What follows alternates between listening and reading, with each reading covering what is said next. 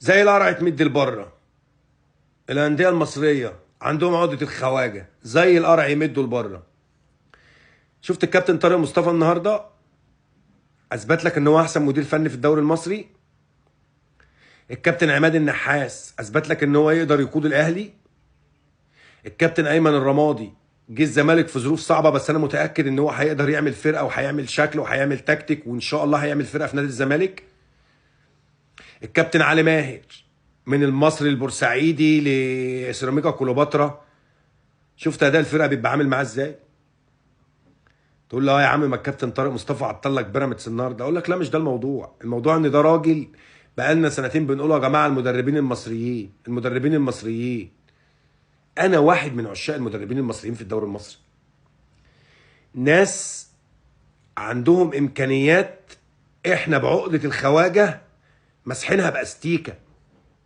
كابتن طارق مصطفى النهارده نزل كسبان الشوط الاول 2-0، كسبان متصدر الدوري 2-0.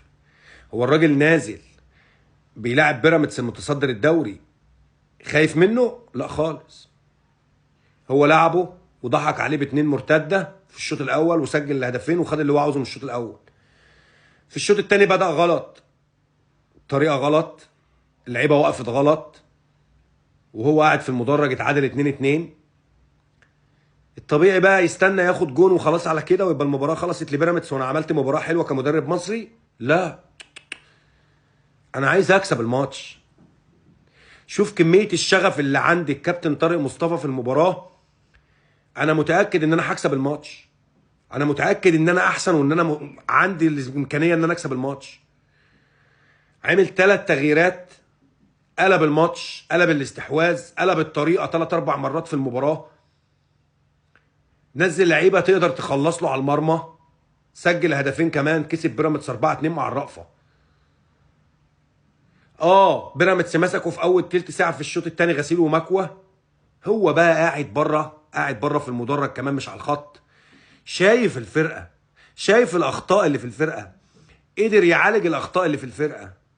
راجل دماغه شغاله، راجل كمدرب دماغه شغاله، مدير فني، مدير فني.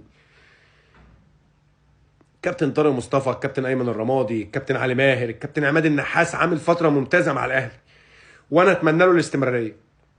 مع اني شايف ان ده صعب لان عقده الخواجه هتسيطر على الفرقه، بس انا بقول لك والله العظيم المدربين المصريين احسن من المدربين الاجانب مليون مره، مليون مره. والاجانب بيجوا يضحكوا علينا، بس احنا بقى عقده الخواجه هنعمل ايه؟ زي القرع نمد لبره.